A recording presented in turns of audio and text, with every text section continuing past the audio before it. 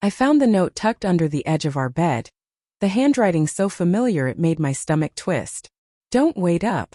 I stared at it for longer than I should have, my fingers trembling, wondering if I'd imagined the unease that had been creeping through me all week. The house was quiet. Too quiet. Usually by this hour laughter or the clatter of dishes filled the kitchen, a soundtrack to our ordinary life. But tonight silence stretched across the living room like a suffocating sheet. I thought about calling her, but something stopped me. I couldn't shake the feeling that tonight would reveal more than any conversation ever could. I remembered the Christmas party last week, the one I insisted she go to while I stayed home with Lucy. She'd seemed distracted all night, her laughter too sharp, her eyes flitting to someone across the room, and I had brushed it off. I had wanted to brush it off. But that flicker, that almost invisible spark of recognition somewhere between her and that man, God, I hated myself for noticing it, haunted me. Lucy came bounding into the room, clutching her little snowman plush, her cheeks pink from the cold. Daddy, you're still up. Her voice should have brought warmth, but tonight, it felt like it was puncturing the heavy fog in my chest.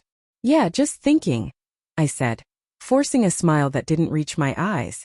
She plopped down beside me on the couch, her legs swinging. Mom's really late. You think she's busy? I shrugged, a hollow gesture that even I didn't believe. Maybe she lost track of time. Lucy leaned closer, whispering in that conspiratorial tone only children have, like she knew secrets too big for her age. Daddy, I think you found the right woman. I blinked. What do you mean? Her little hand gripped mine. You know, the one who makes you happy.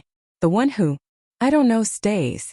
She tilted her head, the innocent conviction in her eyes cutting sharper than any accusation.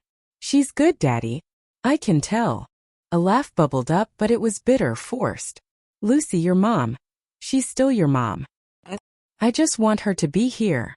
Her eyes didn't waver. Yeah, but you look at her funny sometimes. Like she's the only one who matters. That's her. I swallowed hard, my chest tightening. She had no idea how much truth was buried in that small observation. I forced myself to smile at her, ruffling her hair, hiding the chaos in my mind. The next day I tried to find normalcy, dragging Lucy to the Christmas market. The lights glimmered across her face, her laughter ringing out as she tugged me toward a carousel. But my mind kept wandering, fixating on small anomalies. The way my wife's phone had been always face down on the table, the mysterious text she'd quickly deleted when I walked into the room, the faint scent of perfume that wasn't hers lingering in our bed. By evening, when Lucy had fallen asleep, I found myself scrolling through her messages. I told myself it was curiosity, nothing more, but I knew the line I was crossing. My heart thumped painfully when I saw the string of messages with a man I didn't recognize. Flirtatious, intimate, familiar in the way words can make betrayal feel personal. I sank into the couch, the phone trembling in my hand. Part of me wanted to throw it across the room, erase the evidence, pretend I'd never seen it. But another part, angrier, rawer, needed to know, to piece together the reality I had been avoiding. The confrontation came unexpectedly, over dinner. I had planned something simple, just Lucy and me, but she appeared in the doorway, cheerful and unsuspecting, her smile a mask that now felt grotesque in hindsight. Hey, you too, she chirped, hanging her coat. I thought I'd grab something from the store. Oh, hi, honey. I put down my fork slowly, meeting her eyes. We need to talk. Her smile faltered, just a flicker. About what? About us, I said, my voice tight. About you. She blinked, and that instant the tension in the room thickened, palpable. What? I don't understand. I shoved my phone toward her, the screen illuminating the evidence. Explain this. Who is he? Her composure cracked, the calm, perfect wife facade crumbling into a quiet, guilty tremor. It's not. I mean, it's complicated, she whispered. Complicated. The word tasted like acid in my mouth. You've been lying, sneaking around, betraying every promise, everything we built. Lucy came patting in, rubbing her eyes. Daddy, what's going on? I looked at her, and my anger faltered, replaced by something colder, emptier. It's adult stuff, sweetheart. Nothing for you to worry about. But even as I said it, I realized the world I had promised to protect her from was crumbling. The night stretched on in silence. She tried to explain, her words fumbling. Her eyes desperate for forgiveness I wasn't ready to give. I could feel the betrayal eating at the edges of me.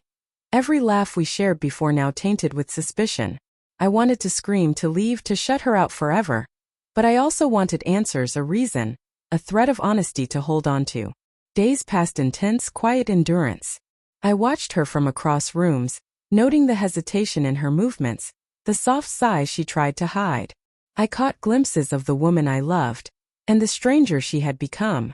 I felt like I was losing her, and worse, losing myself in the process, questioning if my judgment had been clouded, if I had ignored the signs, if Lucy's innocent observations were more insightful than my own vigilance. Then one evening Lucy tugged my sleeve as I was clearing the living room. "Daddy, maybe she's sorry," she said softly. "Maybe she just forgot how good she had it." Her words were naive but piercing. I thought about the good years, the laughter, the warm Christmas mornings, the nights we stayed up talking while Lucy slept. And I realized, in a way that hurt more than anger ever could, that sometimes love wasn't enough to protect you from betrayal. I found her in the kitchen the next morning, tears streaking her face, hands gripping the counter. "I didn't mean for it to happen," she whispered. I never wanted to hurt you." I studied her, the woman I had loved, the woman who had shattered my trust.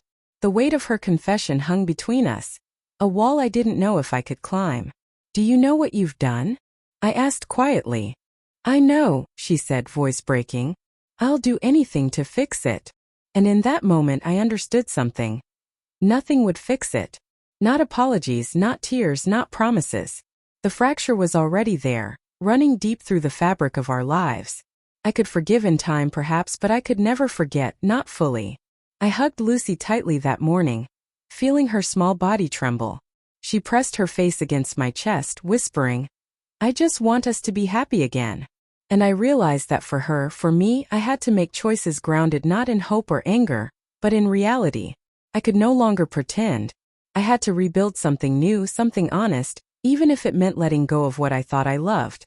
By Christmas night, the house was quieter than ever. Lucy slept, the lights twinkling faintly in the living room. I sat by the tree, tracing the ornaments we had hung together, thinking about betrayal, love, and the fragile thread that connected the three of us. She stood in the doorway, eyes weary, silently asking for a reconciliation I wasn't ready to give. I looked at her and shook my head. No words passed. I didn't need them. The truth was there, between us, sharp and undeniable. And though the ache in my chest was raw and unforgiving, I also felt something else. A strange clarity, a painful, liberating knowledge that from here, I could choose what I wanted my life to be. The snow fell softly outside, and I let myself imagine a future built not on lies, but on honesty, even if it meant building it without her. Lucy stirred in her sleep, mumbling a little, and I stroked her hair, whispering, "We'll be okay, kiddo. I promise we'll be okay." For the first time in days I believed it.